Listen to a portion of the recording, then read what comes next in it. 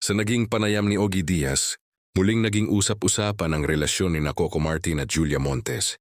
Isa sa mga napagtuunan ng pansin ay ang tawagan nilang nanay at tatay na nagdulot ng iba't ibang haka-haka mula sa mga tagahanga kung kasal. Na nga ba ang dalawa? Sa naturang panayam, tinalakay rin ang issue tungkol sa prenuptial agreement o prenupatang usapin ng conjugal property. Dahil dito, mas lalong naging interesado ang publiko sa estado ng kanilang relasyon at kung mayroon, danya nga ba silang legal na pagsasama.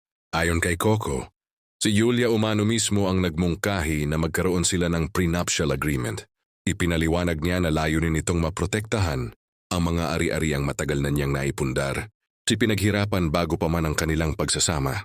Ipinunto rin ni Julia na mahalaga ang malinaw na kasunduan sa mga ganitong usapin upang maiwasan ng anumang hindi pagkakaunawaan sa hinaharap. Para sa kanya, ang prenup ay hindi nangangahulugang kulang ang tiwala sa isa't isa, kundi isa lamang itong praktikal na hakbang sa pag-aasikaso ng kanilang mga ari-arian. Sa kabila ng mga pahayag na ito, wala pa ring opisyal na kumpirmasyon mula kina Coco Martin at Julia Montes kung sila nga ba ay kasal na. Patuloy na inaabangan ng kanilang mga tagahanga ang anumang paglilinaw mula sa dalawa tungkol sa tunay na estado ng kanilang relasyon.